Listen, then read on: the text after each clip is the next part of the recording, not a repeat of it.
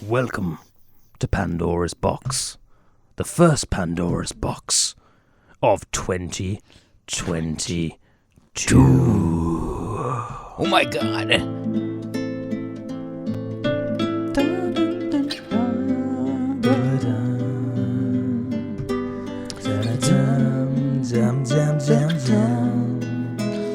La da da da.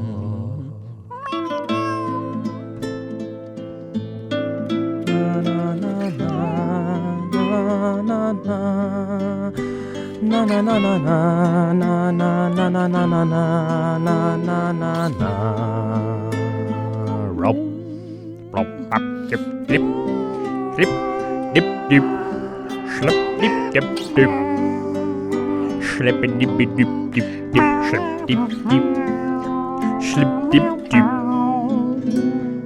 slip, dap, dap, dip, dip, bite, dip, dip, dip, bite, and slip. Dearly beep boo, stew doo boo.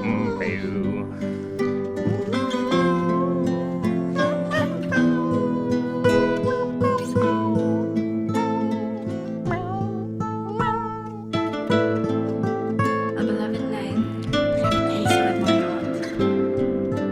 A fleeting glance became the start. A missing word, I am still awaiting. A wretched deception I am creating.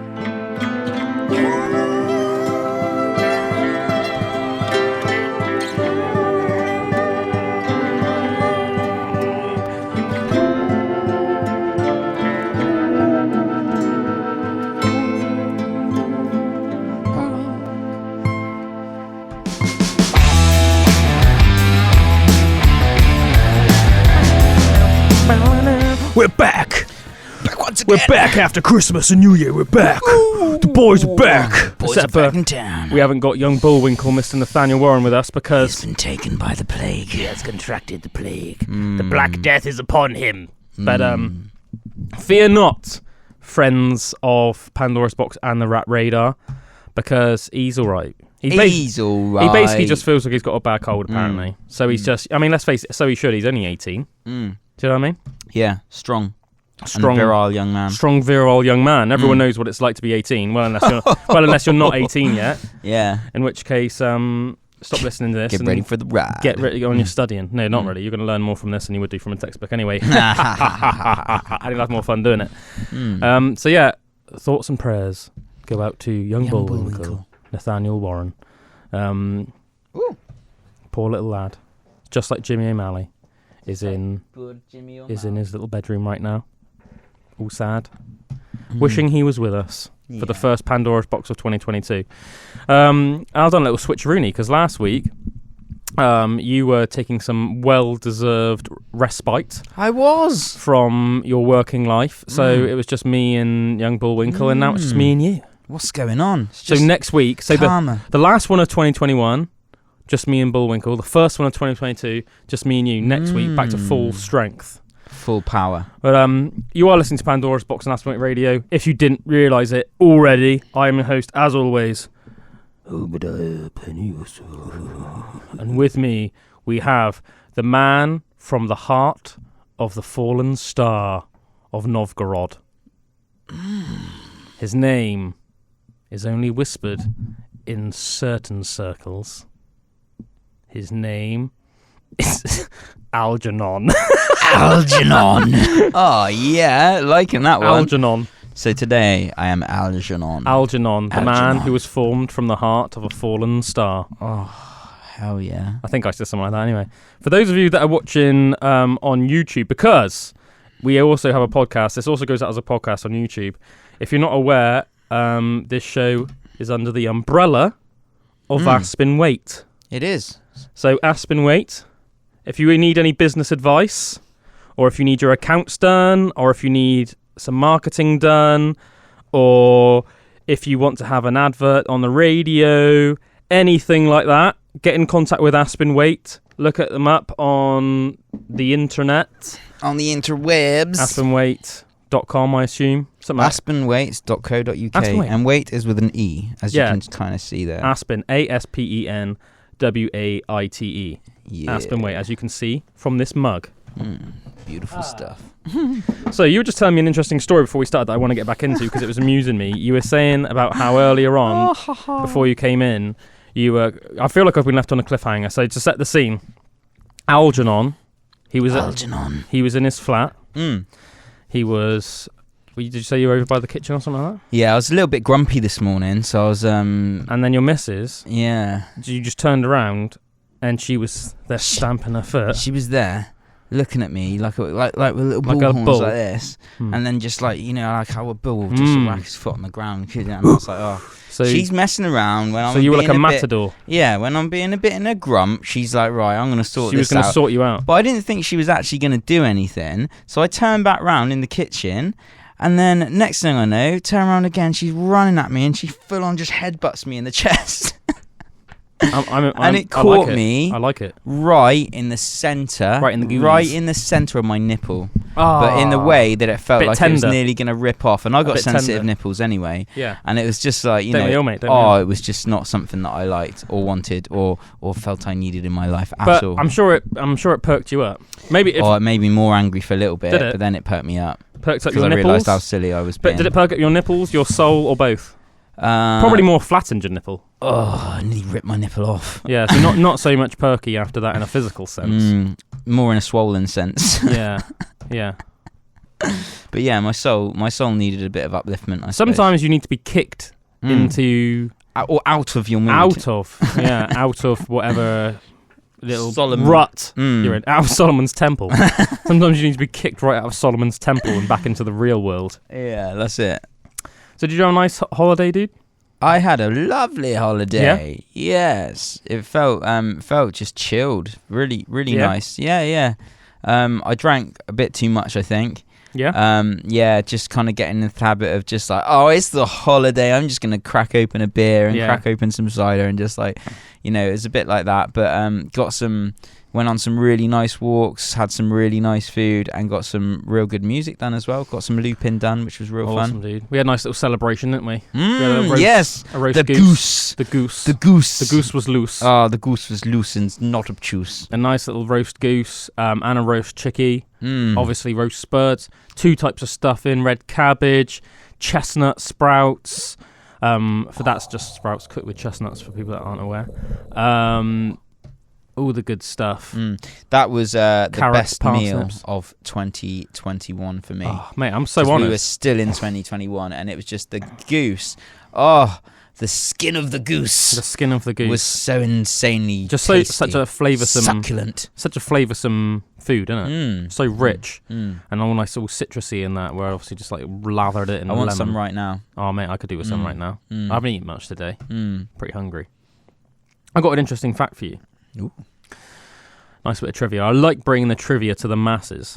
Did you know that humans accidentally domesticated peas?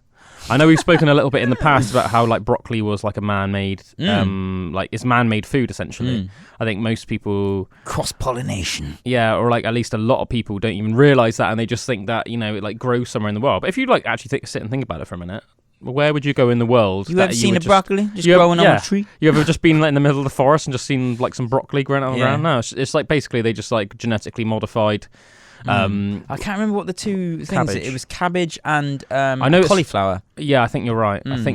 Potentially. Yeah, I remember definitely cabbage. That's like where its original source comes from. But it's a bit like almost just like breeding a dog, I guess. You know how like dogs come from wolves? Yeah, I think that's like that's something I don't quite understand with like dogs and the breeds of dogs because they all descend from wolves, but each breed seems very like regimented in its own it's just eugenics, mate. Yeah, so it blows my mind though. I'm sure most of you, for people that don't know what eugenics is just the idea that you like basically selectively breed to get a certain outcome from future offspring. So the Nazis were big into eugenics. Hitler quite famously he had this idea that he wanted all of Germans Blonde and blue to be eyes. like of Germans to be like eyes. 6'4", well, the men to be like 6'4" and be like blonde and blue eyes, which is quite ironic because he was under 6 foot and he had like dark hair and dark eyes. He had like dark brown eyes, so a bit strange.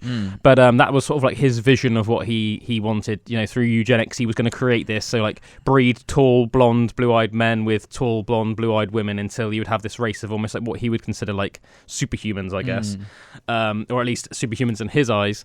So it's just simple like that. So I guess it's such a long-term process. I know what you mean. It's hard to wrap your brains around. But think that now, yeah. Imagine you had like 2 quite smallish wolves that both had dark fur, and you bred them. Like a female and a male. You bred them, and then you did that with a couple of other ones as well, like different genes, to avoid inbreeding. And then you just bred them. And then over the course of the hundreds and then into thousands of years, they would keep getting smaller and smaller and smaller, and their features would start changing. And then on the flip side of that, you might have 2 particularly large wolves with like white coats, whitey grey coats. But you breed them, you're going to end up with like a bigger species of wolf. And obviously it happens naturally in nature. We know that now that the last population of mammoths, or at least this is what we currently think, the last population of mammoths that existed on the planet were essentially like pygmy mammoths. Did you know that? Pygmy mammoths? Yeah, so they would have been like tiny. So we think of obviously mammoths and we think in our head like, oh wow. Huge! Because they were like similar to elephants obviously, but even bigger. And furry. And covered in hair and fur and like just massive tusks. But yeah, the last population of mammoths that existed were like pygmy mammoths. And they think that it happened just... Are they like micro pigs?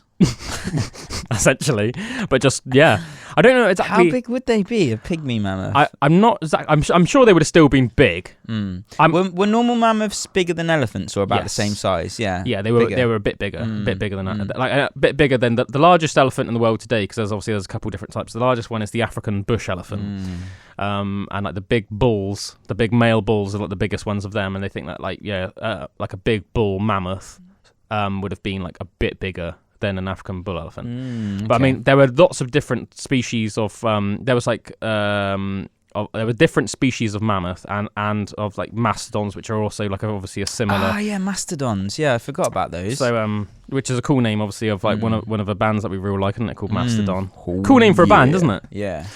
But so I think this is just off the top of my head.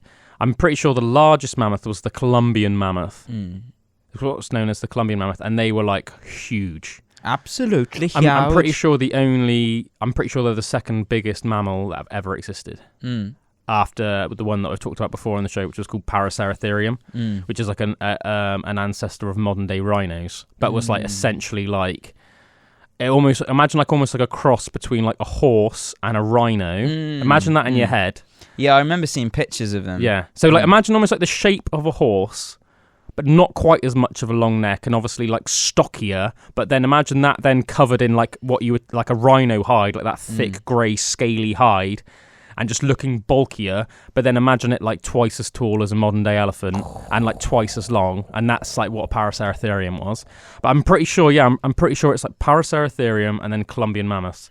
Because as I said, there's different types. I know that there were like some mastodons and some mammoths that were like smaller than modern day elephants, still like massive. I know that there's the one in the Natural History Museum in London I went and saw a couple of years ago.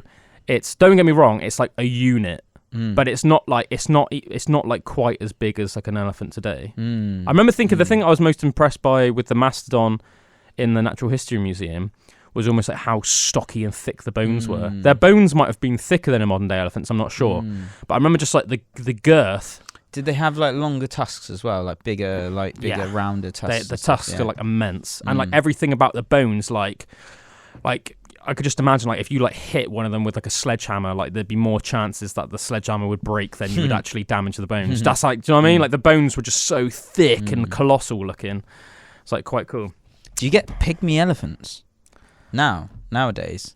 I don't think so. No, I don't think I. No, I don't think there's any. No. There's certainly not. There's certainly not like a population of pygmy elephants. Sorry, I'm pretty sure where the pygmy elephants lived. I can't remember where it was. I want to say maybe it was like some small island off modern day Canada or something like that. That's just sort of like what's coming into my head. I might be completely wrong though. I'm just said obviously I haven't like planned this. This is just we're just chatting about it on the fly now. But I think it was just one of those things where like they lived on like almost like an isolated yeah. island. Yeah. And obviously that's probably one of the reasons why they survived for a long time, because I don't think there are any humans on the island and stuff like that. So they didn't have any natural predators. But because they lived in a small place, it was almost like it only made sense for them to grow smaller. As big as your tank. Well, yeah, obviously because they were obviously on like a smaller space, there wasn't as many resources like food and stuff, so they almost like naturally got a little bit smaller. Just because so it'd almost be more efficient. The bigger you are, the bigger the fuel tank has to be. The more you have to eat, the more what I mean. It's more like a strain on everything. Yeah, it's like crazy. Like you are always a product of your environment. Like just with the atmosphere and everything, how it used to be, like thousands and thousands of years ago, it actually was made an environment that was easier for like bigger things to grow. Like we talked about before, like all of the ancient animals and archaic animals. It's funny, and it is almost like just one of those things as well. It's almost like accepted in nature that it's almost like the bigger you are, the more chance you are of dying for like several reasons. Like, and I heard like a saying recently actually, which almost like made me think like, yeah, that's pretty true actually. And they were saying like, how many people in their 80s do you see that are like 6'4" or over? Do you know what I mean? I've not thought about that. Yeah, like, I'm talking about obviously like men. Like the female equivalent, I guess, would probably be like 5'7" or 8 or over. Do you know what I mean? It's like the point being is obviously like, as I said, like the bigger you are, takes more fuel. Yeah, and it's not just that. It's almost like more of a strain on all your internal organs and everything. It's almost like a sports car or like a big SUV or something. Like it just requires a lot to make it move. Whereas if you've got like a nice little economical 1.6 litre diesel, or something, or a little Igo, Nathaniel's little Igo, do you know what I mean? Bullwinkle's Igo. It's not as so. I think that's like a valid point though. As I said, most people that like live to like really old age are quite diddy. I'm not saying they're like tiny people, but they're not particularly large. It's crazy. I always think it's crazy that you like decrease in size as you get older as well, so you can actually like get shorter and stuff. And like I see that with my granddad loads. I remember when I was younger. I even remember like I remember like my granddad and my dad like bickering on Christmas Day one year because like they were like arguing over who's taller. So I remember them like standing back to back and they were like basically at the same height, and I think it just never really got solved. But they just like for some reason both trying to claim that they were taller than the other one. But like now, my granddad is like a lot shorter than my dad. Like I stand next to my granddad now, and he's like a lot shorter than me. I think like in his prime he was about 6'2".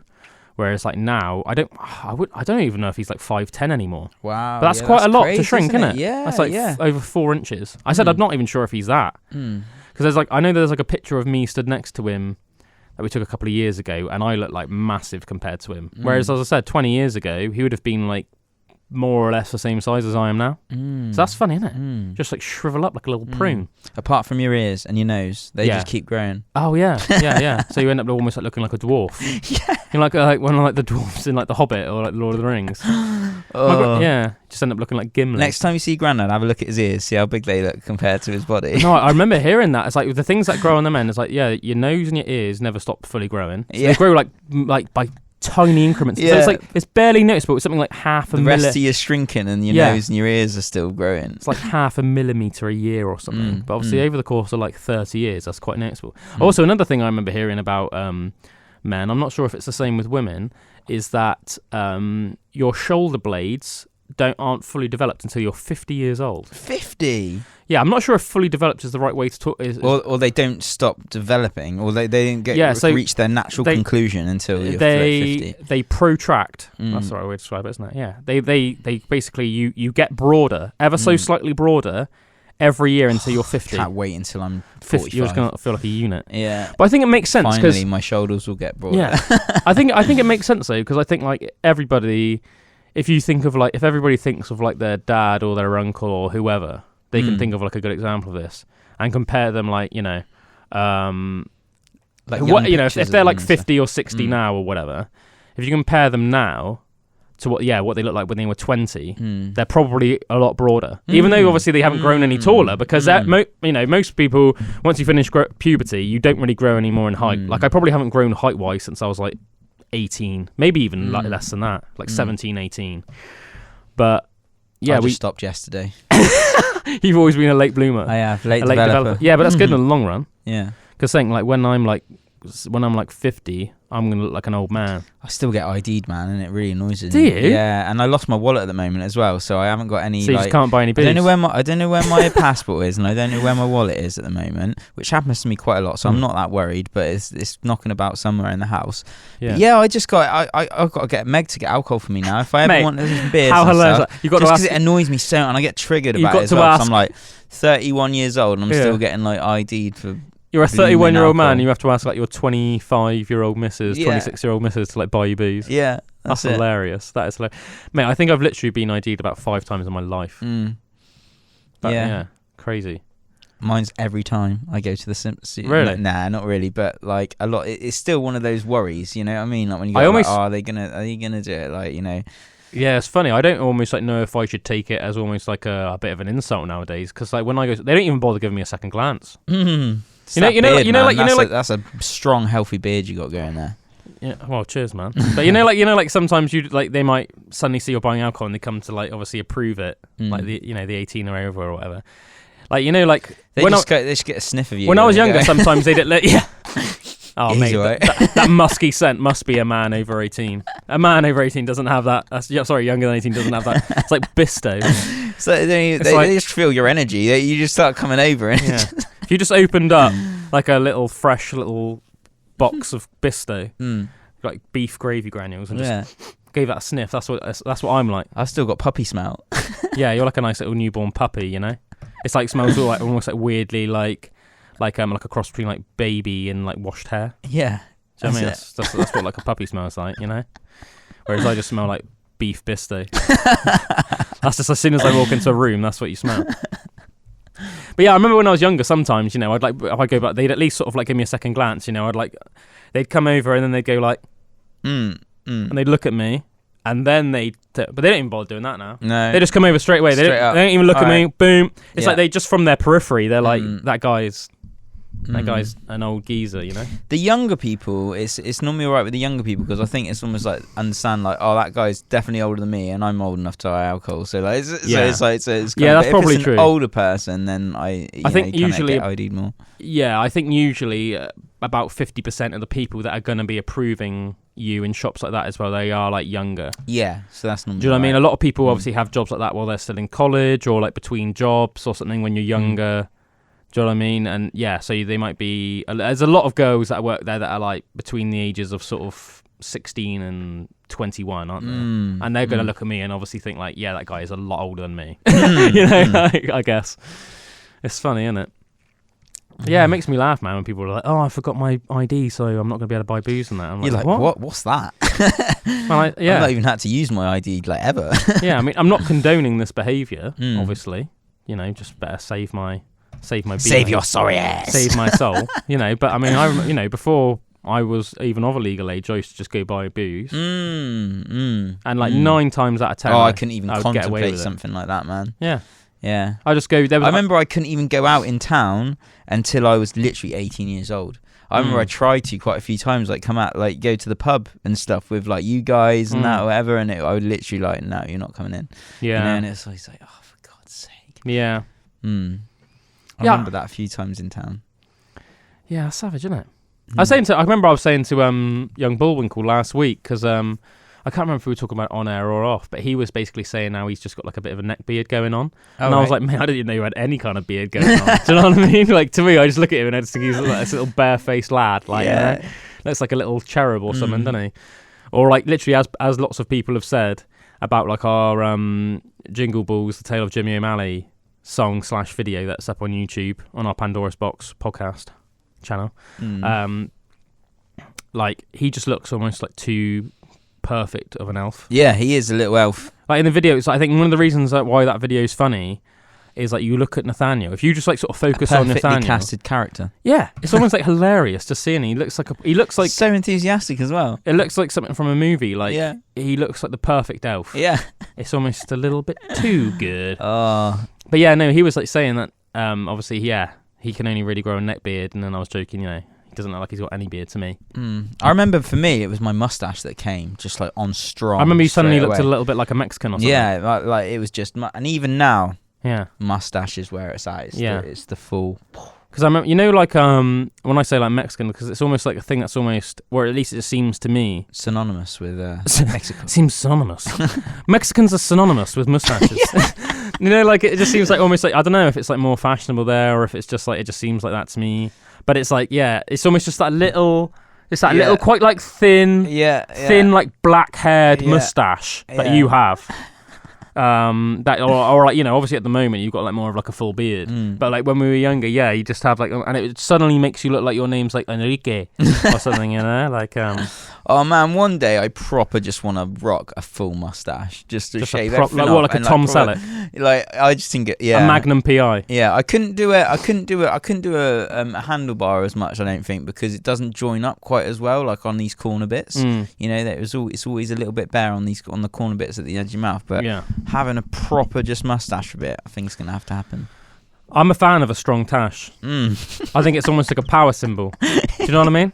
If you can like rock that like confidently, and then there's a couple of guys I think of when I think of like a strong mustache, and I think it's almost it's like a status symbol. Like I think of like all that, because it was quite popular in the 80s, wasn't it? And I said the first man that comes to my mind is Tom Selleck. So that for the younger viewers, there was this show called Magnum PI in the 80s. Actually, the easiest way to say it, because everyone knows Friends, even people that don't like Friends, any Friends, Richard in Friends. That's Tom Selleck. That's the guy that plays. I was wondering who he Magnum was. PI. I didn't say, but yeah. Obviously, in by the time Friends came around, let's face it, he wasn't like an old guy. You know, he was probably like 50. Then or something. He was like dad figure. Yeah, because I think 40s, 50. I'm pretty sure he's like older than my old man, and my old man's like early 60s. Do you know what I mean? So I expect he's like. I reckon he's like probably almost 70 nowadays. But he was, you know, he's still a powerful, good-looking man in the 90s. You know, I mean, there's a reason why Monica liked him in Friends. You know, he's just one of those guys. Like he's just, I think almost like as a young lad, you'd almost like look at a man like that and like, I want to be like that when I'm older. I want to be like, you know, because I don't know how tall he is, but he's clearly like a tall man. He's got like a manly chest full of hair. He's got thick mustache, not like a silly mustache. It's one of those ones that, like, you know, even though he's trying to groom it, it's still out of control. That's how manly he is, you know, that's how wild he is. And, you know, you can tell he's one of those guys that smokes a cigar in the evening. And he's the sort of guy that he's whiskey and a cigar. Too classy and gentlemanly to ever get in a fight, but you know that if he did, he would just kick everyone's ass. You know what I mean? Just the moustache alone will tell you that. I think you better not talk to the lady like that, son. I think it's time you went home, don't you? It's okay. I'll buy you a drink before you go. Okay, sir. Sorry about that. Don't worry, son. You know? Yeah, that's right. Like one of those guys, you know? But also I think of for any sort of like fight fans, MMA fans out there, I also think of there was two guys that stick out that were in sort of like the early days of MMA and UFC. One of them was called Dan Severn, and the other one was called Don Fry. Mate, even those names, you just know they've got big moustaches. Don Fry. Dan, I think his nickname was, what was his name? Was it The Beast? Dan the Beast Severn and Don Fry. I think they've got a podcast, actually. It's cool. Just two cool old men. Mustache. Just two cool old mustached old men, you know? But they just had like thick, powerful mustaches, you know? Just like cool dudes.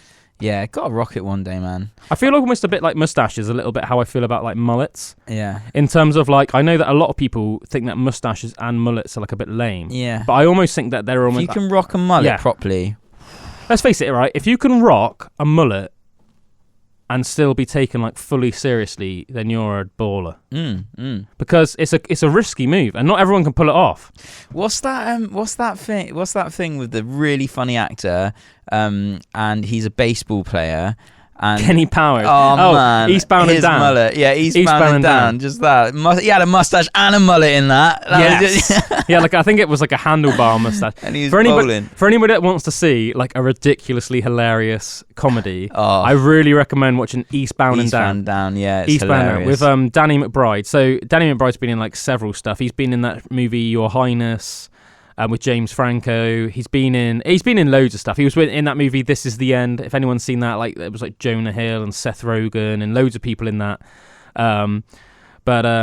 He's like of like the American sort of comedians. He's like one of my favorite ones. I think he's like hilarious, and Yeah, I just love the whole sort of like business. You know what they say, like business up front, party in the back. Yeah, I just think that's like hilarious, man. And I need to watch it again. It's so good. Talking about like American comedians that I like. There's obviously like Theo Von. Oh, Theo Von.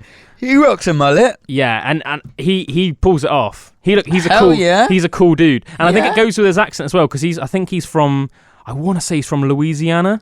And you know, in Louisiana, they sort of talk a little bit like this, and I did that, and I did some mushrooms in school. I think they call it the Southern drawl. The Southern drawl, man. Yeah, you got that. I'm Theo Von from Louisiana. I was the only white kid in my class. Yeah. You know, he's a bit like that, isn't he? I used to walk to school because I didn't want people to see my bike. Yeah. I had such a bad bike. Yeah. He didn't want to get like picked on or whatever. Yeah. He's a good example of a guy that could. I think you could rock a mullet. I think you could pull it off. I don't think I could pull it off. I think there's something about kind of got like upside down mullets at the moment, side shaved and top long. The reverse mullet. We got a reverse mullet going on. Yeah, I think there's like something about your face that will almost like something. I think it's two things. It's your personality and your face. I just don't think I have the face to pull off a mullet. I think, I could. Anyone can have a mullet, but I don't think it would look good. I think you would look good with a mullet. I think you'd almost look a bit like Theo Von with a mullet. Because you're quite like, you know, you've got quite similar colour hair. You're quite similar built man. Like the colour of your hair, and almost like he's got like quite thick hair like you. I think you have to have quite thick hair to pull off a mullet. I used to have a rat's tail. Yeah. That was kind of like a mullet. Yeah, I think stuff like that sort of like suits you. I think you can pull off stuff like that. Weirdness. Oh mate, I found a picture. Have you seen the picture of me? I was scrolling through Facebook like about a week ago, and there's this picture of me when it was like the first time I grew my beard really long, and I just shaved it all off, but I kept the mustache and I twizzled up the sides of it, and it literally was like the thickest mustache with the sides twizzled up, and I just looked like Zorro. And I've got this picture of it. Mate, I'm not sure if I'm sure I have. That. I'm sure I have. Oh, that's funny. Speaking of hair, I'm really like conflicted at the moment. I've had like a couple times recently where I've almost impulse buzzed my hair. Buzz your hair off? Yeah, I know. Whoa, dude. I haven't done it because I think you need to think carefully before you do something like that, because mine's just come back. Yeah. After years hiatus. I've had long hair again now for about like 6-7 years. Well, I probably started growing it again about 7 years ago. I wouldn't say it was starting to get long until about 6 years ago, because, well, obviously it's not going to grow long overnight, is it? Takes its time. I think with me, because I think it depends on the person, but I think with me, I'd say grow about like maybe 4.5-5 inches a year. You know, I'd say about that. But I don't know. Let's face it, right? When you have long hair, like I don't want to I'm not tempted to cut it because I don't like the long hair. I like having long hair, and I think it's almost like. I think when you have long hair, it's almost like when you have it, it's almost like you have to earn that hair. It's a commitment. Not. Let's face it, you don't have to do anything hard. No, but you just got to not cut it for a long time. It's almost like patient. It's the patience, and it almost shows that you have the patience. Yeah. So it shows that you've got like the patience, because I think a lot of people like almost like are incapable of having it. Like a lot of guys. That'd be quite cool, but then it's like it gets down to eye length. Bit beyond that, because everyone goes through a phase. If you're going from fully short hair to fully long hair, you're going to go through a stage where it's hard to make it look good regardless of what you do with it. Do you know what I mean? You go through a stage where you just look like a bit of a numpty. Can't put it up. Yep. But like, it's not long enough to put it up. Have it down because it's just sort of in your eyes. And it's almost like it doesn't matter whether you've got curly hair, straight hair. I call it the grandma hair stage. Yeah. Or just like some frickin' mop or something. Or you go through it almost looks like you can't afford a haircut. Do you know what I mean? Some bad boy, you want to get a haircut. But yeah, it's just because it's much more maintenance than having short hair. You know, like I wake up, it's in my face. It's just annoying sometimes. Like, obviously, it's way more maintenance in terms of. I mean, don't get me wrong, it's not hard to wash your hair once a week. But even that, do you know what I mean? It's like wash it and it takes like ages to dry. I end up just sort of like head banging in my bedroom, just sort of trying to make it dry through like the power of metal. You know, like that's my like hair drying style. You know, and it's like. There's just that part of me that's just like when you have like short hair. So what I was almost imagining was I'd probably just have like a high fade, like almost like similar to how I have it now, like shaved at the sides, but then almost just like a little fade at the top, and probably have my hair like that long on top. And if you have it that short, you don't even need to style it. I'll just get out of bed, chuck on my clothes, go. Don't need to brush my hair. Do you know what I mean? My hair's on my face. I need to brush my hair. In school, you used to have that fringe that was like stuck right up, but like imagine really if I went for that long. again. Yeah, that'd be brilliant. You should do that again. That was like a new metal. That was a new metal haircut. That was, wasn't it? Fully. That was like full new metal. Yeah. I say that's how you know you're new metal when you that's how you know that you're in like 2001 new metal era, because your quiff is like gelled as hell and it's like 3 inches tall. Or you've dyed it red and done it into spikes. Yeah, I remember my brother had hair like that for a while. Yeah. I think Josh did as well for a little while. Yeah. Our friend Josh, aka Zeuswar the Gold, who's sometimes on a Dark Dell. But yeah, I don't know, man. Do you know? I might even like put like a little poll up on Instagram or something and on Facebook, just see. Should I cut my hair? Because I know, even if I did it, I know that in some ways I would regret it. I just don't know how much I'd regret it. Because I feel almost like, this is like a hilarious thing to say, but I feel like me and my core has long hair. Yeah, that's why mine keeps getting long again. Because you know that you at your core. Yeah, because I like having short hair and stuff, but then I just seem to like every few years just start growing it back again. I actually like almost like feel like that about you and our friend Josh as well. Josh AST. I've had short hair like probably like 5 times since since I've known you, but every time it just keeps growing back over a few years. I almost feel like when I see you with short hair, it almost like freaks me out a little bit. I'm almost a bit like, oh my god! I'm a bit like, who changes the foot? I'm a bit like, who even are you? Yeah. I'm like, looks like Drew, smells like Drew, but I'm not convinced it's Drew. So, I mean, I'm a bit suspicious of you. Like normally, I'm just like, hey man, how's it going? Bro hug. See you with short hair. I'm a bit like, who are you? Should I give him a hug? Should I give him a hug? Is he gonna bite me? Is he friend or foe? You know what I mean? Is it just, so I don't know. As I said, I'm conflicted. As I said, I've had long hair again now for a long while, and I know I can grow. The thing is, I know I can grow it back, but I mean, my hair now. I mean, if I have it down, it's like a few past your titties. It's a good few inches past my titties. You know, it's a good 3 inches past my titties. That's a good stage. That's so it's properly long. It's like my hair. I'm down to my chin now. Oh yeah, that's just a good over the chin. That's like, it's so funny, isn't it? For anybody that's like grown their hair from short, you know, there's like the stages, and you're almost like, it's like in your mouth. There's like eye, nose, mouth, chin, below chin. Yeah, then it's almost like bob's length, like you know what I mean, like like below, you know, like almost like to your neck. And then by that point you're happy. By that point you're happy because you can tie it back, and then you almost like tie it back and you just let it do its thing. And then the next thing you know, it's like a year later and you've got properly long hair. You know, it's just that first like year and a half. First year and a half's tough. Maybe man. even 2 years. No, a year and a half I'd say. Because by a year and a half, I think you can tie your hair back, even if your hair was like short, like when you started growing it. You know, because you can get. But as I said, I'm conflicted. I'm not gonna lie. I have been tempted. I've sort of like been trying to picture myself just with it, do you know what I mean? And almost like trying to feel like, do I feel comfortable with that image? You should have a look on those, like, you know, you can get the Instagram things where it changes you know, those filters. I swear there should be one for like, you know, that changes your hair and stuff. I reckon that would make me look. That'd be funny. I reckon it would make me look. We were talking, you know, a bit earlier, obviously, about how I like never get ID'd or anything like that, and I just haven't ever done really. Make you look younger. No, I reckon it would make me look older. Oh, okay. Which obviously isn't. Which I'm not saying that as a good or a bad thing. I just think it's probably the case, because like I think there's something about long hair. And I think that's probably one of the reasons why you know, like a lot of women say, like, if for people that have like seen like the things like The Witcher, Last Kingdom, Vikings, I think one of the reasons why women are attracted to, like, whether it's Henry Cavill playing Geralt of Rivia, who Henry Cavill plays in The Witcher, or whether it's Travis Fimmel as Ragnar, or Clive Standen playing Rollo, or the guy that plays Alexander Ludwig, the guy that plays Bjorn in Vikings, or whether it's Alexander Draymond, the guy that plays Uhtred, son of Uhtred in Last Kingdom. I think what it is, you know, like women like seem to like love those guys, and I think what it is I think there's something. This is just my theory. I think there's something about guys that are like very masculine men, but there's something about long hair that almost gives them almost like, I don't know if it's like a vulnerability is the right word, but it's almost like, I wonder what that is, because all those characters do have that, and it's not just a time thing. I don't think. I think the hair is a part of it. Yeah, represent a time period where like longer hair was more obviously a thing in men. But like, yeah, there's definitely like a thing where women are like really attracted to that. Because they're obviously, they're just doing it. They're showing it because obviously, in Viking culture, for example, men did tend to have long hair. Obviously, in the Witcher universe, where, you know, most people in that because it's that sort of fantasy medieval.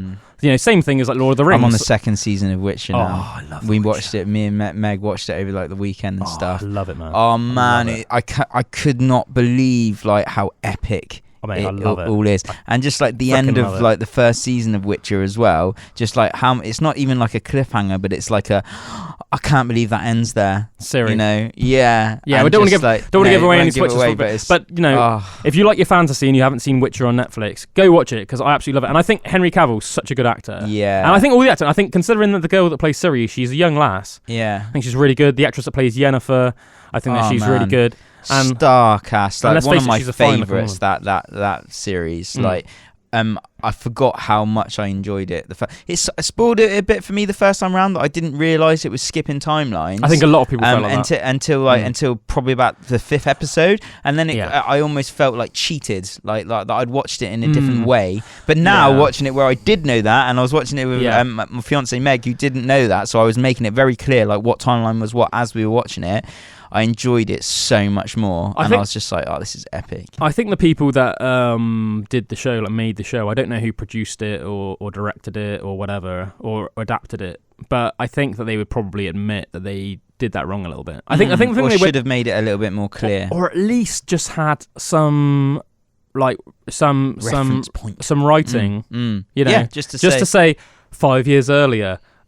In this country, because you've literally got to listen out for little passing comments in the dialogue. It's too complicated. That says like, and where like Yennefer was in the cab and she just goes, "I've been doing this for 3 decades." And you're like, "Oh, okay, this is 30 years after the last episode we just watched." Yeah. But it's like. Even that though, even though they're referencing it, it's still a bit like okay, that's a bit confusing. Because unless it's stated otherwise, you assume something is progressing in a linear fashion. Yeah. So what I mean by that is just real time, essentially. Maybe like a couple of days have skipped, but that's not a big deal when you're watching a program. Like on the whole, you expect it to be linear. You watch something like Supernatural or something, or even Star Trek. Most things, it's just like it's generally just this episode is a little bit after the one before. But when you're watching the first season of The Witcher, it's all over the place. And I said I'm a complete fantasy nerd, so I know like everything. I knew everything about The Witcher going into the season, and even I was a bit thrown off. Yeah, and like I said, like watching it again, I enjoyed it so much because I knew that and I was being aware of it, so it made me appreciate it more. Like, if you know what I mean, like. I do think it really worked, like how they built up the different, like what was happening at the time. Like you see like one of the first episodes and then one of the last episodes is just tying in the first episode from a different perspective. And that's really cool. Like, I'm like, oh, so Geralt was actually there, like when that was happening and stuff like that. And it's cool, it's clever, but yeah, it should have been made a bit more clear, especially for someone who was just like watching it first time, Yeah, definitely, man. But I think the second season. I think even faults aside, I still think the first season of Witcher was good. I just think there were areas where it needed to be. I think they should have made it clearer. They should have made the progression clearer, like the time jumps and the going backwards and forth in time, because it's just too confusing. Even if you know even if you're going into the show with a knowledge of the Witcher universe and everything like I did, too confusing. But I think the second season, it's everything that's good about the first season and more, but rectified everything that was bad about the first season, and just generally a little bit better still as well. So I absolutely love it. I think I'm on like this. I've watched 2 episodes of the second season. I definitely know. And I'm in love, straight away. Just like, this is incredible. For me, it was one of those ones that almost like, I love it. When you like something so much, it's like at the end of every episode, you're almost just like, oh, I just want to watch another one. Yeah, like, we watched 4 episodes yesterday, man. Yeah, mate, it's so easily done. Easy. So no, I won't talk spoilers. But anyway, we're gonna listen to a track now. This is Hotel California by Eagles. Stick around. We'll be talking about all sorts of crazy stuff when we come back. Oh, I love that guitar solo. I think the Hotel California guitar solo is just so epic. I think if you watch it live, like if you go on YouTube and watch like a live version of that, I think it's so cool just watching, because the guitarists are sort of going back and forth. They're like sharing the. It's like call and response. They're taking it in turns doing the solos, and they're like that almost like call and response style, and it's just like epic. And you can see they're almost like looking at each other in the eyes a little bit. And when you can see that musicians, very romantic. But when you can almost like see that musicians are like completely in the moment, and it makes you completely in the moment. Because I think it's like with acting or music, it's like the people that are performing it, they have to believe it for you to believe it, and if they don't, it spoils it. But if you can tell they are like possessed by it, then you feel possessed by it, and you feel that, and you're like, whoa. Yeah. Anyway, I was just like saying, I'm gonna put it to you. So, do you guys think I should cut my hair or not? If you don't know what I look like, if you only hear me on the radio, go on my Instagram, Orksworth_Liftonbard, or watch us on YouTube. Just type in Pandora's Box podcast. See my long locks. Let me know. Help me out, guys. Should I cut my hair or not? This is Don't Fear the Reaper by Blues Cult. Stick around. That was The Only One I Know by The Charlatans. I really like that sort of like early to mid like British sound. Do you know what I mean? Like what? Like Would you say like Cooler Shaker comes into that? No, probably not. Probably a bit. But the main bands I'm thinking of is like the Stone Roses, the Charlatans. Yeah. Also, I think you'd probably include like some Blur in that. But I think it's like the main sound I'm talking about is almost that Stone Roses, Charlatans, Happy Mondays sound. Lots of like jingly jangly guitars, and you know, I think of like, you know, like I Want to Be Adored by Stone Roses, or like Waterfall, The Only One I Know by Charlatans. I just like that sound. You know, nice vocals. It's like it seems to like come out of like the north of England. I know like Stone Roses, obviously like from Manchester, and I think the Charlatans bit are of from an up accent north. going on with the singing. Yeah, it's just like a unique sort of sound that came out with that was from a few bands in that sort of early 90s British scene. You know, and I just think I like those bands. I think they're good bands. Anyway, I think it's like today, we've been chatting about. I've realised that we've been going on such a tangent about stuff. We haven't even like wrapped up like a lot of conversations we've been having. I think I like literally started off the podcast by like saying I was going to give you guys like some trivia about something, and then we went on talking about the broccoli, and then before you know it, we talked about so many different things. We randomly went into a conversation about mammoths and elephants and pygmies. Yeah, that was a good one. Then about like dogs and wolves and stuff. And your hair. My hair. Yeah. The Witcher. Yeah. Loads of weird stuff we've been talking about. Yeah, but what I want to say is, did you know that humans accidentally domesticated peas? Oh yeah, that's where we started. An hour later. And it happening like quite accidentally. It was like real funny way. So, about 40,000 years ago, so a long time ago, 40,000 years ago, humans accidentally domesticated peas, and as a result started farming them. And it was purely because they were eating so many seeds, right, that naturally, obviously, what happens after you eat? You need to go to the bathroom, or in this case, go in the little pile in the forest.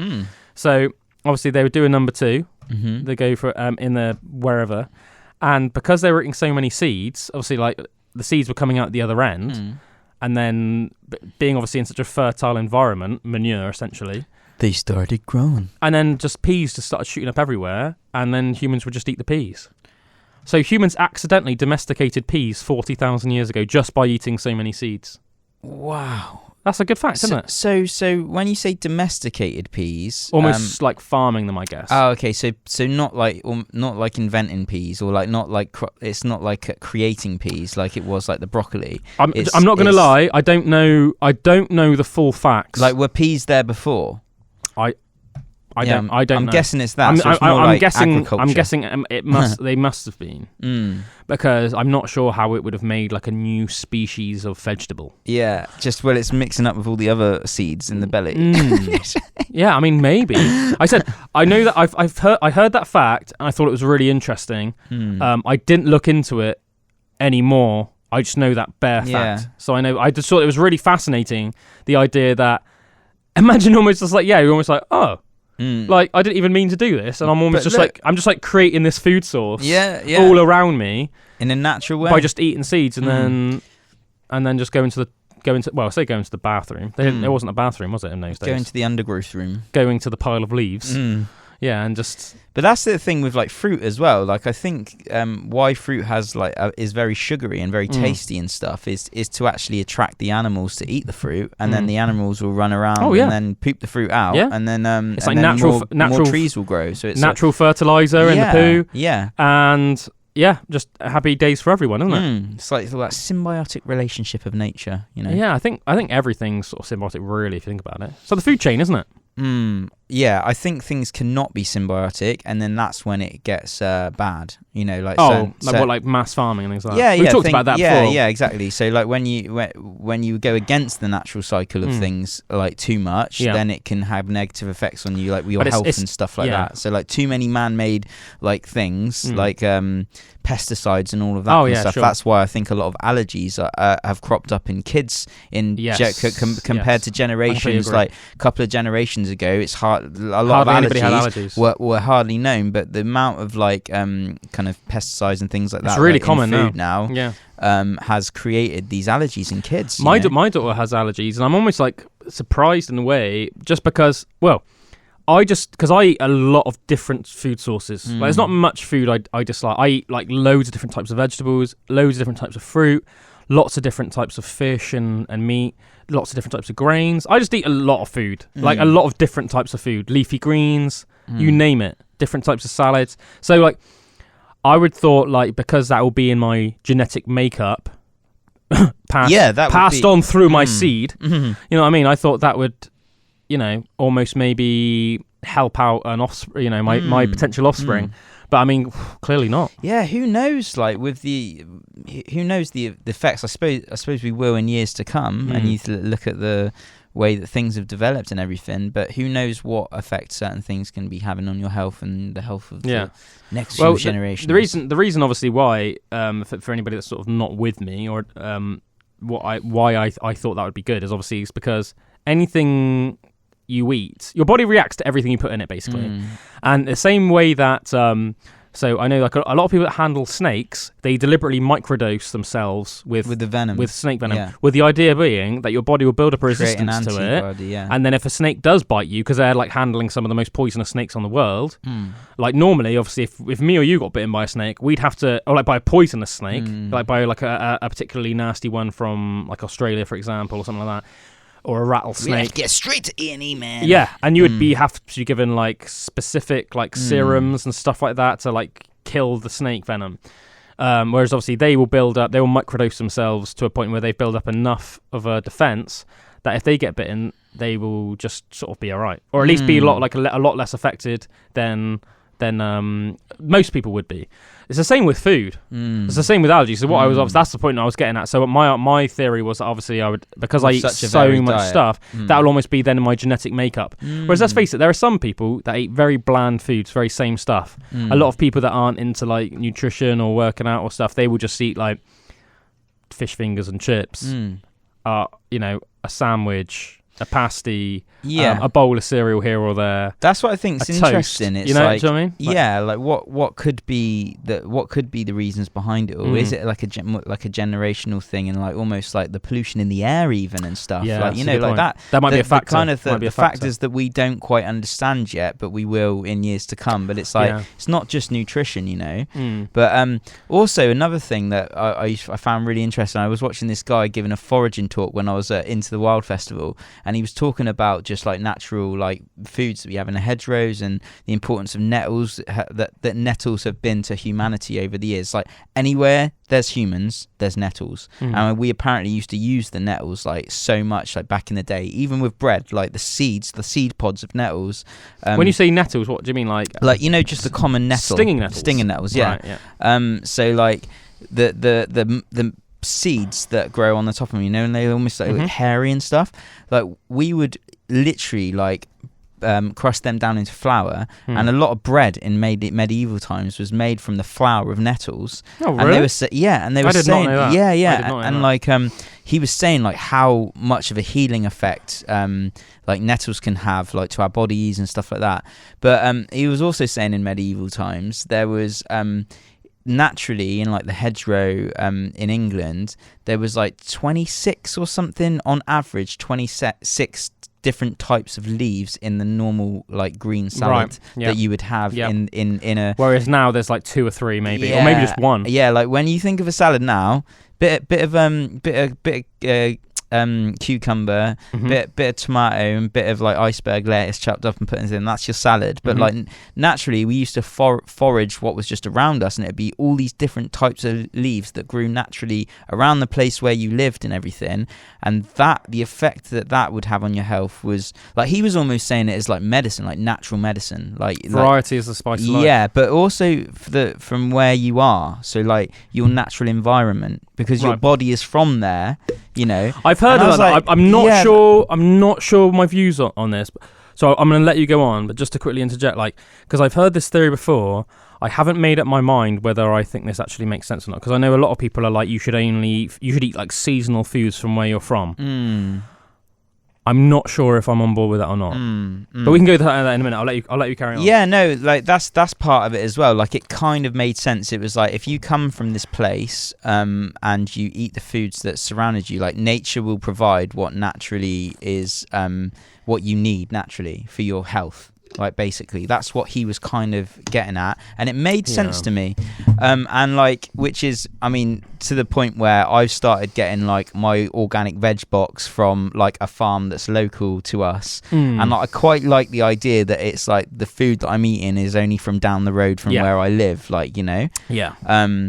But who knows? But it just kind of made sense. It's like, what's around you is symbiotic, like nature is all working together. If you eat that and you ingest it, then it's going to be healthy for your body. Which, like, if you go to another place that's completely out of your like zone, like from where you live and stuff, like that's what a lot of things you can get. Like, say if you go to India and you get like Delhi belly, like everyone is just like kind of eating all this, like, because more bacterias and stuff. That's more like water and stuff, isn't it? That's more like stuff in the water. Foods as well, though. I mean, you eat foods that you're not used to, and it can have. But I think that, like, say like we had a curry. Let's face it. I think British people eat more curry, just as much curry nowadays as Indian people. Yeah, do. wasn't the vindaloo actually made for English it's like people? one of the. It's not a traditional. A lot dish of I don't think madrasas are. Madrasas, I think loads of them. Like about 50% at least. I think probably more made of stuff that you would see on like an average Indian takeaway menu isn't even served in India. Or that's mad, isn't it, to think of that? Yeah, or obviously, or Bangladesh or Pakistan, because they all eat the same foods. And also, most places that we think of Indian takeaways actually owned and run by Bangladeshis. Obviously, some are run by Indians, but I know that's more of. I think that's something like 75% of Indian takeaways in Britain are owned and run by Bangladeshis. Yeah, it's more like a style of cooking, isn't it? And they've put that like. I think spin it's on almost it like it almost makes me laugh in a way, but I don't blame them. I think it's just because the average British person, say you're like a young British male that's just left school, you have no interest in geography or history. India is a more famous country than Bangladesh, even though they're essentially the same people, they just have different religions. It's more famous, and it's almost like you tell anybody in the world pretty much like, oh, this is Indian food. People are going to know what you're on about. If you said this was Bangladeshi food, it's almost like people are like, what's that then? How's that different from But it's Indian? like, it's exactly the same, but I think that they just market themselves as Indian takeaways because they know sell more. Yeah, because it's more likely like if you're like some 60-year-old codger that, you know, when the first half of your life you only ate toad in the hole and stuff like that and roast dinners, English food, then the more exotic a food sounds, the less likely you are to eat it. I think nowadays it's completely different. I think, say our age group, so we're like 31. I'm about to turn 32. Of life, so I think nowadays it's almost like the opposite. I think most people grow up nowadays and you almost like want to try new foods and expecting choice. Yeah, so I mean, you know, in a year I will eat foods from, I don't know, 30... all over the continent. Yeah, 30 different, you know, I mean... all over many continents. I think most people have, like, Italian, but, you know, like, Italian, Greek, Turkish, like, you know, Lebanese. Lebanese food is really nice. You know, Chinese, Thai... Persian. Yeah, you know, you have so many different types of dishes, you know, all sorts of nice stuff, you know, like German food. They're quite famous now, you know, popular nowadays, aren't they? In cities and stuff. Like, you go to like a Bavarian beer house or something, and you'll have like some like schnitzel and, you know, and sauerkraut and stuff like that. You know, all sorts of food. Oh man, yeah. If I could only eat the stuff that was like local to me, that would be a very boring life compared to like the variety and everything that is out there. I think if it's fresh and it's cooked good from all over the world, like, oh my God, yes, get in my belly. I think one thing that I've sort of like, I remember I almost had like a minor eureka moment. I think it was about 5 years ago. I think I was in a Lebanese at the time. I think I was in a Lebanese in Bristol. There's a really good Lebanese in Bristol. I can't remember what it's called, but it's quite near Cabot Circus in Bristol anyway, like a 10-minute walk from Cabot Circus. And I was in there, and then I just had this like minor revelation, and I just thought, do you know what? All food's the same. It's all meat and vegetables cooked in a funny way. Yeah, because I think that like before that, and I think this is what a lot of people, they think of food as like, oh, I would eat this, but I wouldn't eat that because that food like is off-putting to me because it's like, what even is it? And then I realised, I think when I sort of became like completely open to all types of food, I've always had like a lot of different food because my parents are quite cultured people. So like, you know, they would get like an Indian takeaway and give me food, or, you know, like I know it sounds funny, but like a lot like kebabs. And I know that might sound hilarious, like, you know, well, who hasn't had a kebab? But I remember though when I would first start going out with my friends when I was sort of like 14 years old. I remember some of my friends had never had a kebab. I remember our friend Joe Wynn being like, this is the first kebab I ever had, and I was like, what? I remember Josh taking me to. We went and got some takeaway Chinese, and he was like, "Have you ever had duck and spring rolls?" I'm like, "No." And we just had that, and it was like incredible, you know. Yeah, but I remember, I remember I had this little eureka moment, and as I said, I think a lot of people, especially like maybe like older British people that grew up only eating British food, they're almost like, oh, I don't want to eat that funny stuff. They think of it as like there's our food, and then there's different stuff. There's our food and there's their food. What I realised when I was like halfway through this delicious Lebanese, I just suddenly realised that everything that was in front of me is the same stuff we eat in Britain anyway. It's just prepared in slightly different ways, and it's just covered in slightly different sauces. Yeah, that's the only difference. I remember I had like grilled salmon to start, and it was like delicious. Well, like, you know, salmon's eaten all over Europe and stuff, you know, all over Britain and stuff, and then. It was I had all these like lamb and chicken kebabs with all this like delicious flatbread and just all these different nice sauces. But the sauces were essentially like mayonnaise mixed with like garlic and cucumber, and it wasn't anything like, if you think about it, it wasn't anything crazy. It was all things that we eat here. It was just prepared in a slightly different way. And I was eating it all. In his and it was all, you know, like tomatoes and, you know, nice fresh salads and that. And I suddenly realised like it's all the same. It's all it's all bread, vegetables, salad, meat. You know, some countries, obviously we don't traditionally eat rice, but like a lot of it's, you know, like rice and stuff like that. But it's like, it's all the same really. It's all the same. And then I think I had that little minor eureka moment, and then that's when I was like really thought like, actually now I wouldn't even bother asking like, oh, what is that before I ate it. I would just be like, yeah, I'm up for trying that, like whatever it was from whatever culture it was. I love it, man. Yeah, you know, that's it. That's one of the most amazing parts of traveling. Like one of my most favorite parts of going to other countries is literally trying the food and trying how it's prepared, and so tasty.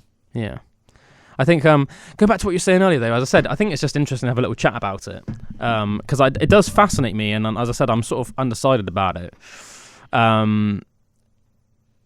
Is with what you were saying about like local foods and stuff, and there is undeniably, as you said, it's really common to go to Thailand or Indonesia or something, and for people to get like bad tummy bugs, or like, you know, you say you'll go on holiday, and it's like, it's almost like a common thing. It's like, you know, not to drink the tap water. Oh yeah, totally. The people that live there can drink the tap water. Yeah. But to us, we're so adaptable as humans. There's certain bacteria that might grow in Indonesia that we don't have in Britain, and that will be so alien. Just look at the like indigenous tribes and stuff that were completely wiped out through diseases and things like that. Like never been. They'd never. Native Americans. Yeah, you know, like just it's like a similar thing, isn't it? There was I can't remember what Indian said it. Some Indian chief. There was like a famous saying, and it literally was, "We did not know disease until the white men came." Yeah, it's crazy, isn't it? They obviously lived on the plains and in the forests and these lovely little communities. When I think we came from our cities, because obviously when the first European settlers came to to North America, London was already a massive city. They were already Madrid. Yeah. Were already all the big Spanish cities were already massive cities. Think, Paris. We see them as like natural, like cities and things like that. They are not natural. But like these where in nature, if something gets too congregated, there is not one part of nature anywhere that you look. If something gets too congregated, then disformity happens or something. And or if it can't even do it. If it gets too congregated, then other parts of nature come and disperse it by eating it or by like bacteria, or breaking it down or something like that. There's no, but in like cities and things or places like where we're just so cramped up together, that's where more like diseases spread and come 100%. From and stuff, you know? And I think a lot of part of it is obviously because of the fact that we have to go to the toilet. And nowadays we have like sewer systems. We can just nice and neatly, tidily go to a toilet, flush it. But I think I remember I went on like a tour when I was in Edinburgh last. But it would have been the same with all big European medieval cities. Obviously, they didn't used to have sewage systems, like proper sewer systems. Not in the same way at all, you know. People would have had like a bucket under their bed. If you needed to go to the toilet, chuck it out the window. You would have gone to the toilet in your bucket. So just a mix of like pee and poo. Sometimes yours and your partner's, right? Ugh. And then they would literally just chuck it out the window. Yeah. And sometimes it would hit people in the street below, and like. It's not surprising people used to get real savage illnesses. It's not surprising that these terrible diseases sometimes would just like come up and just swipe their way through the city. You know, just come through the city and just like kill loads of people. And our knowledge of bacteria and how bacteria works in those days was so poor, people wouldn't even realise it was because of that. Let's face it, most of the time they would just put it down to like angering God. Yeah. But also, shout out to the Romans and the Greeks though, because even though aqueducts, baby, even though their civilizations were like 15, you know, so in my head then I was talking about like Edinburgh and London. I was imagining in my head sort of people from like the 1500s. Shout out to the Romans who were like living 1500 years before that, and the Greeks as much as freaking 2000 3000 years before that, who had freaking sewage systems and actually had like working sewage systems, so they would have been way cleaner. So yeah, that's just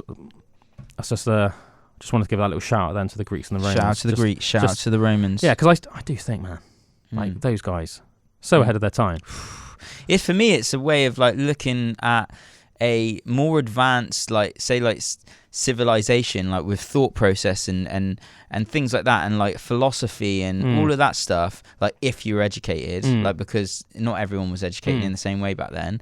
Like there's more educated people now, like en masse. But just like ahead of their time in like thinking and being, but not as much in like say like technology like we have now. Like what we do have now is amazing. But you know, it's just the whole outlook and the way that people like would live their life. Or maybe I'm looking at more like the higher parts of society, because I think that was where most of it was, if you know what I mean, to that level. But I don't really know. I think it was more all encompassing. Yeah. But that is just so interesting, isn't it? Let's just put this, because you know, remember we talked a couple of weeks ago on Pandora's Box. I was talking to Algenon and young Bullwinkle about Hannibal Barca, who was the general and the head of the armies of Carthage, which came like this close. So basically the big powers in Europe and the Mediterranean at the time were Carthage. They crossed the mountains, didn't they? Yeah, the Alps, were Carthage and Rome. And it was like they both had similar territories in terms of like overall, you know, like square mileage of territories owned. And it was like Rome were almost like the new rising massive power. So they were already like ridiculously dominant, but Carthage had been going for longer. When Carthage was founded, Rome was like a small village. That's mad, isn't it? Whoa. It was literally like a small village.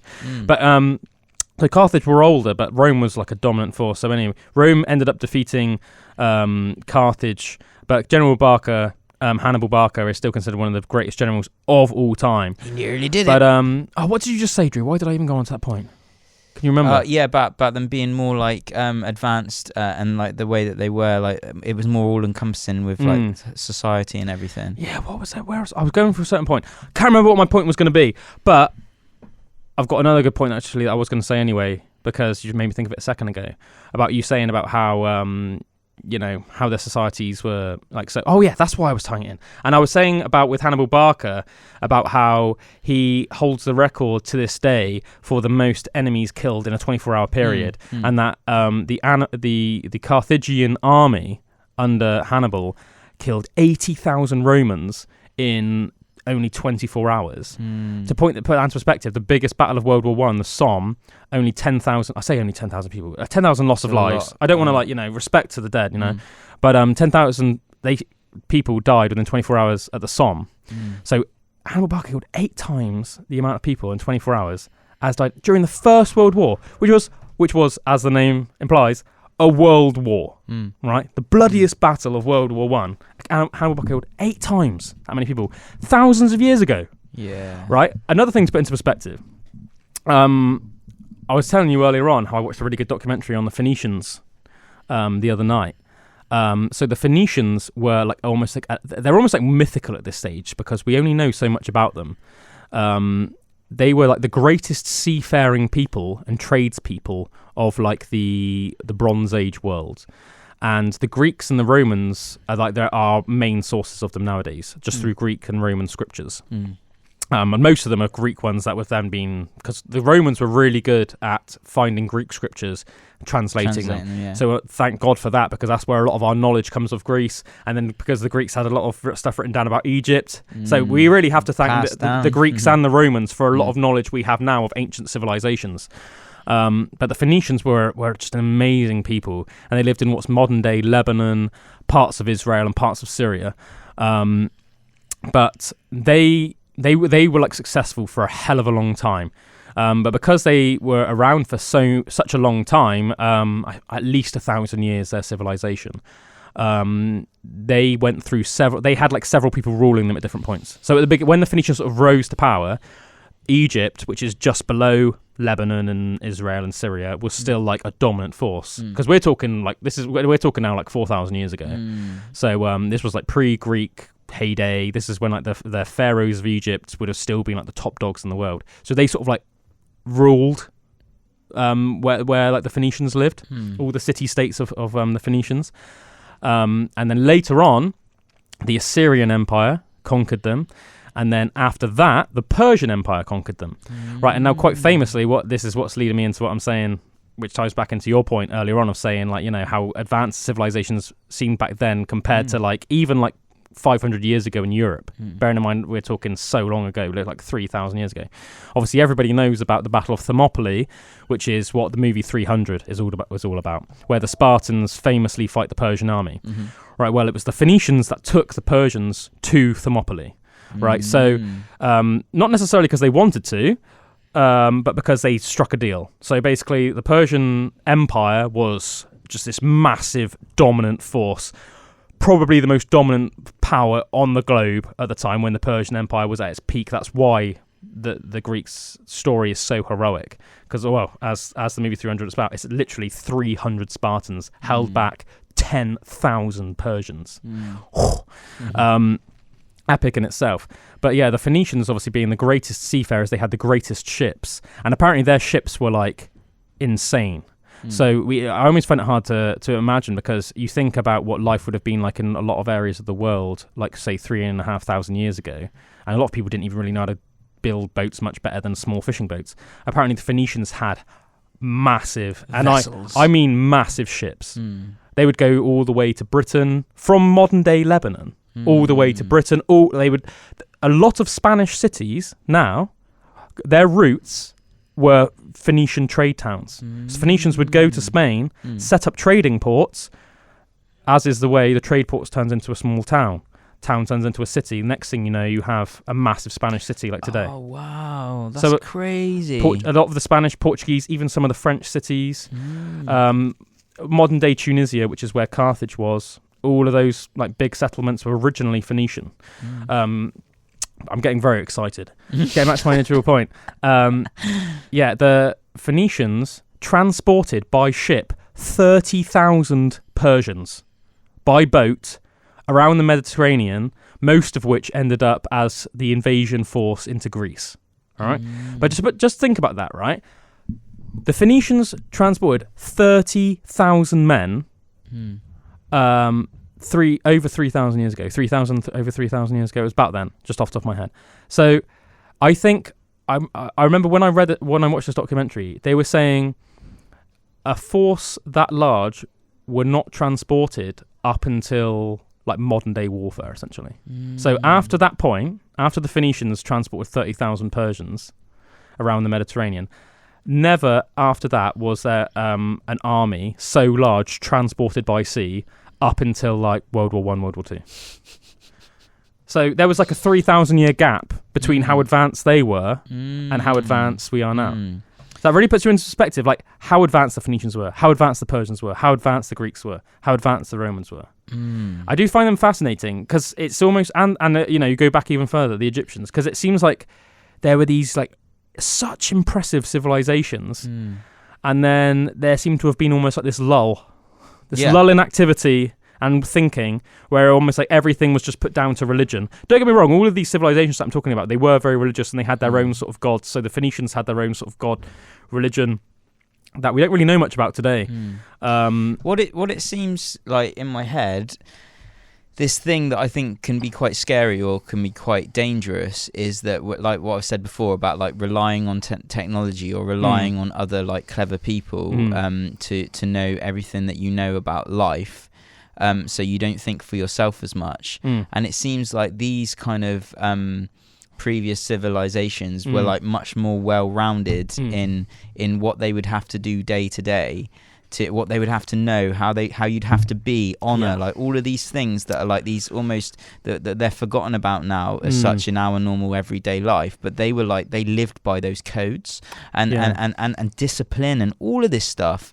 And it seems to me like that makes you like a very advanced human. Like my idea of what an advanced human is like includes all of those elements, you know, not just God. Yeah, not just God or not just trusting in technology or something, you know, like because I do think it makes technology you like, as well. You know, like God, technology, science, like.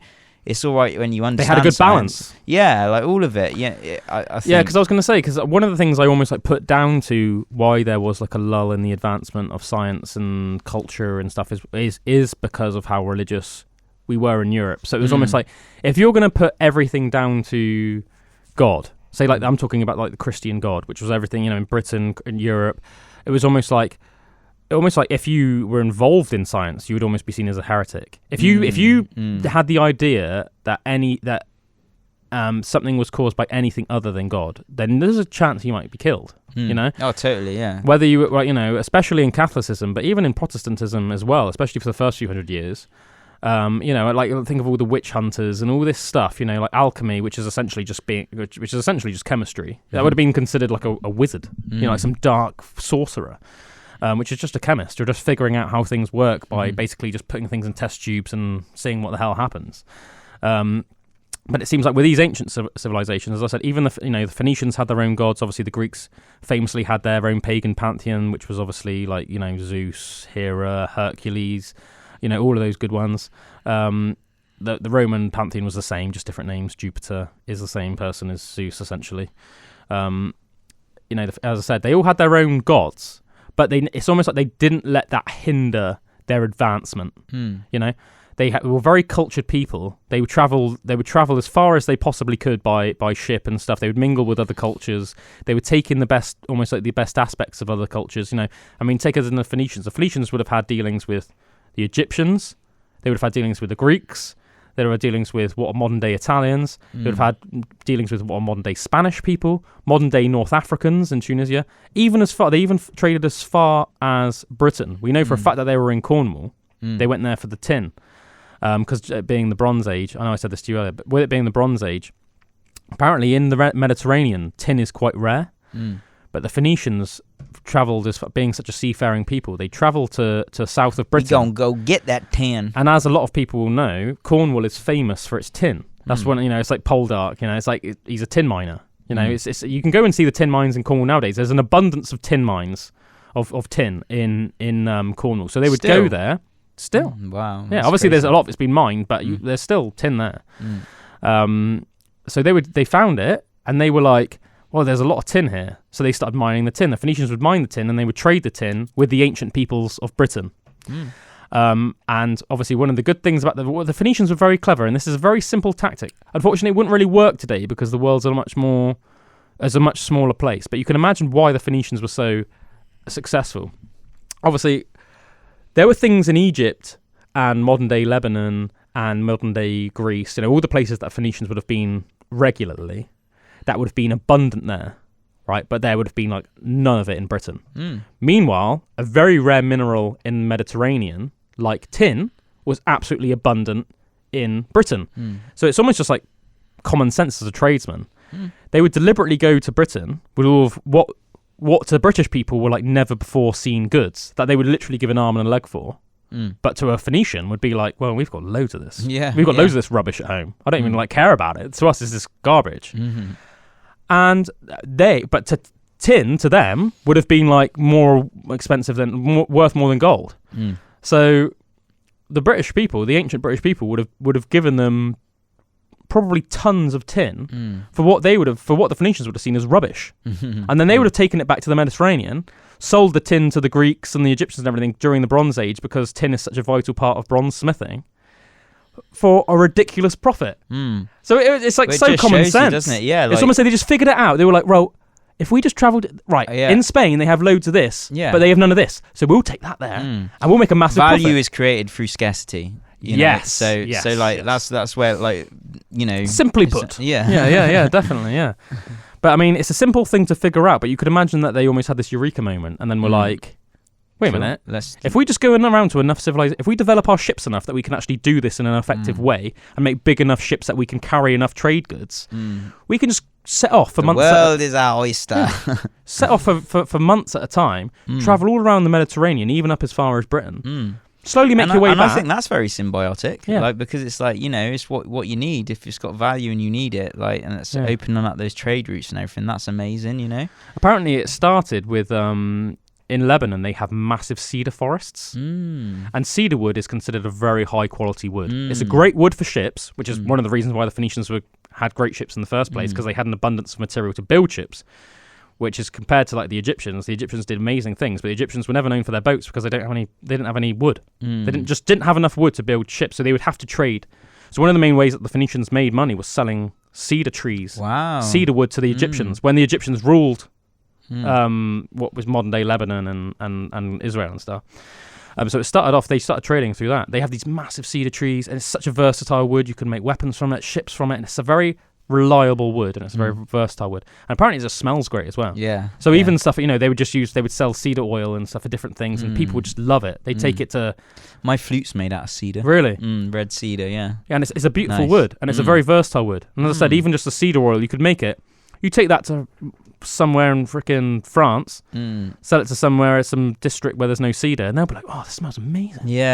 It's like the silkworms. I remember when we were talking about Mongolia and stuff, and like that was like the silkworms creating that silk, that was like that was worth more than gold as well. I think it almost like excites me, and it almost makes me feel like it's a bit of a shame in modern day. I think the world would have seemed so exciting back then. Imagine just something simple like cedar. And someone come and showing you that before, and you're like, this cedar oil smells amazing, and this wood, like, I could do this and that with this wood, and oh my god, I only have freaking birch where I live, or birch and oak, Do you know what we were saying as well in an earlier podcast? Like, imagine picking someone up out of like 3,000 years ago and like plumping them in this office now, and like seeing all the technology and us talking on the microphones and things like that.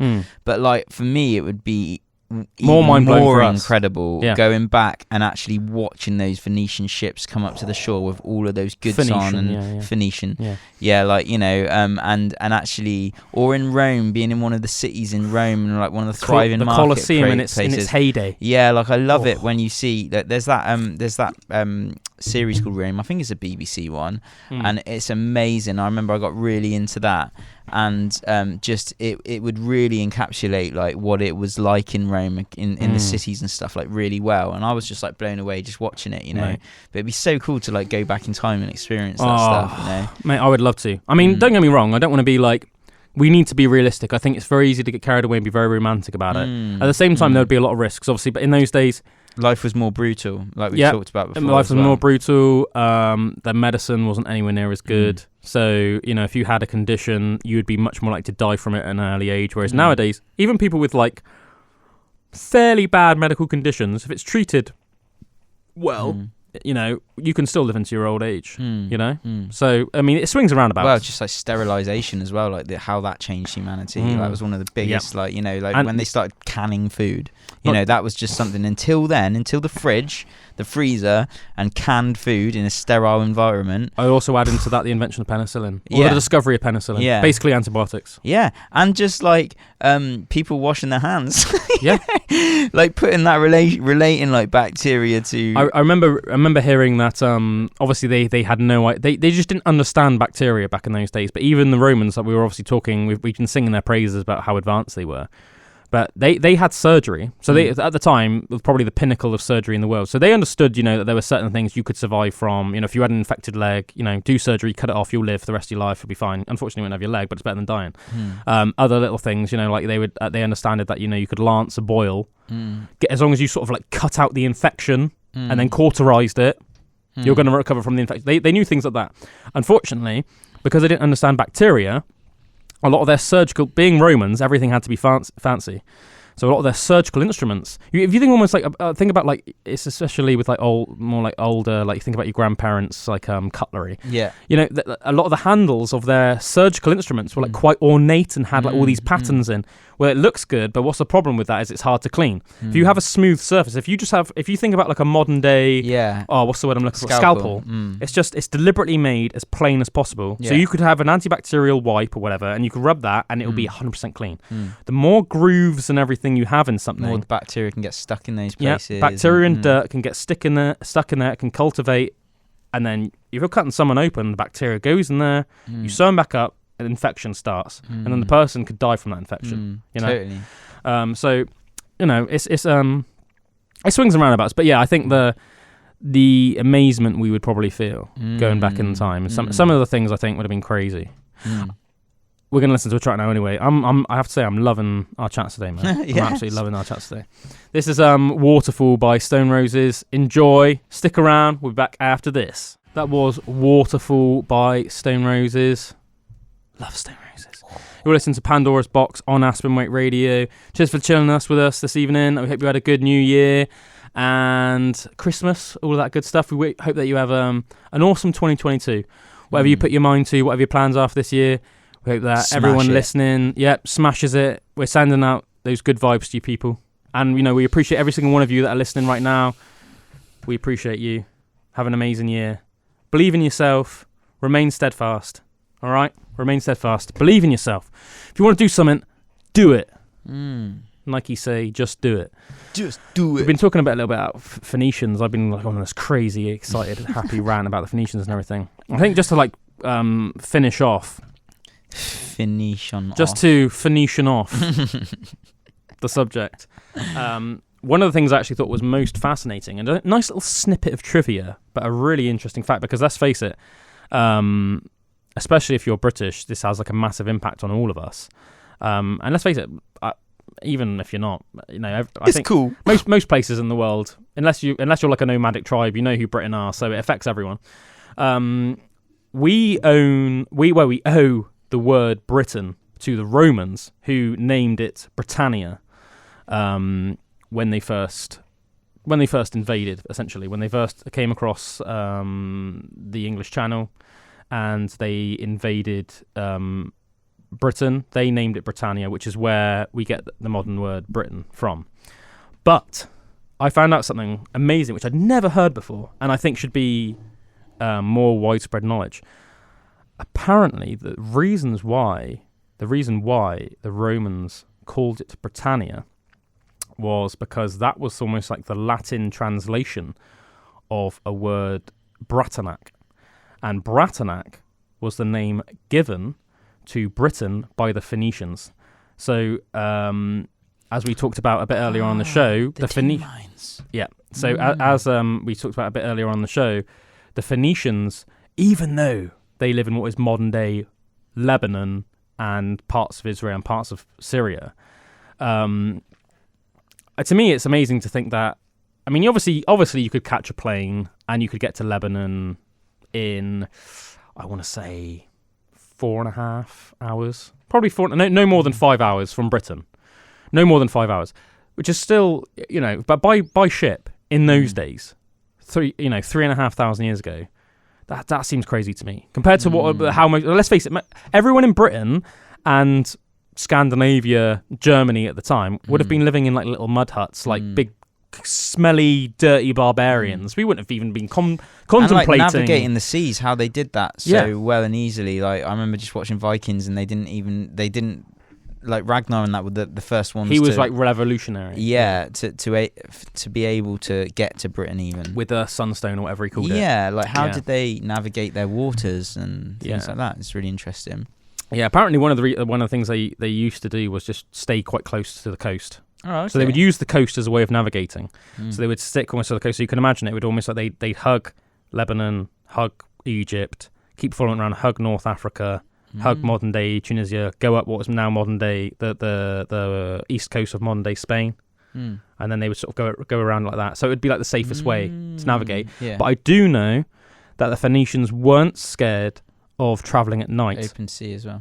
Whereas most civilizations in those days wouldn't go out on ships at night because they would find it too dangerous a prospect. Yeah. You got to bear in mind, this is before lighthouses. Yeah. Or anything like that. So it would have been dodgy, man. Probably actually quite scary, I'd even go as far to say. I mean, like, how would they do that? How do they create a light source that would be safe enough to be able to navigate? They were just so good when it came to maritime travel. When it came to navy, they just were just so good and so advanced. They just nailed it. Basically, they'd lost their fear of it. I also got a think back in those days as well. One of the reasons it would have been scary, not just because they didn't have lighthouses and artificial light like we do, is because back in those days there would have been tales everywhere of monsters and sea monsters, and even that would have been enough to put off some sailors. Megalodon. Well, no, not that. Well, but things that would have seemed as scary as that, if not probably more. I remember that there's old like Greek maps and stuff, and even on the maps in random parts of the ocean, there's like massive pictures of like serpents and like monsters and krakens and stuff, and it's because it would be like, oh, some sailor would come back and say that they encountered like some monster in that part of the ocean, so they would tell is it the cartographer? Is that what you're called if you make a map? I think it's called a cartographer. I think it is, yeah, cartography. If I'm wrong, then that's hilarious. But if I'm right, that's cool. You'd say charted a map, wouldn't you? Yeah. But anyway, the map drawers, I think it's called a cartographer, would then, because they would just obviously trust the knowledge of the people that came to them, so they would draw little monsters on these maps. You saw what? Almost as a way then that they would pass it out as almost as in like, oh, okay, well if obviously people that would buy then these maps, people that are going to go exploring, so it's, oh, okay, we'll avoid that region. Yeah. Because we don't want that monster to kill us or rip our ship into, you know? But yeah, no, just to because as usual, going off on one. But as we were saying earlier, the Phoenicians travelled all the way to Britain from modern-day Lebanon to trade tin, and apparently Bratanak in Old Phoenician roughly translates to land of tin. Wow! So and then Bratanak, we are the land of tin, and then the sort of bastardization of Bratanak in Latin, which is obviously Latin's what the Romans spoke, was Britannia. And then we just took that on board to even modern day. Obviously, we just call it Britain. We call our nation Britain. Wow. So Britain means land of tin, and we get it from the Phoenicians. We are the land of tin. We get it from a culture that most people aren't even aware of. I did not even know the Phoenicians existed. They're one of those cultures. There's a lot of fascinating cultures I really want to look into more. So it's like, I don't know much about the Babylonians, but I know it'd be worth Sumerians, I want to know Sumerians, more Assyrians, all these Assyrian Empire, Babylonians. Like, there's a lot of cultures. I think next week I want to talk a little bit about they're just called the Sea Peoples of the Bronze Age collapse. And they are literally a mysterious group of people that invaded the Mediterranean. And nobody knows where they came from, and they just completely destroyed like half of the Mediterranean, and nobody knows where they came from or why they even came. Wow, crazy. Anyway, we've come to the end of the show. That's flew by, didn't it? Yeah. Cheers for being with us, everyone. You have been listening to Pandora's Box on Aspen Waite Radio, and if you're watching on YouTube, thanks for being with us as well. If you aren't with us on YouTube, type in Pandora's Box podcast on YouTube. Subscribe, check us out, and we appreciate every single one of you. We'll be here back next week with young Bullwinkle and an assortment a plethora, a myriad of crazy topics to talk about. Suit you, for you sir. all. Suit you. Have a great week, everyone. Cheers, Cheerio. guys. This is I Am Mine by Pearl Jam. Love it. Love it.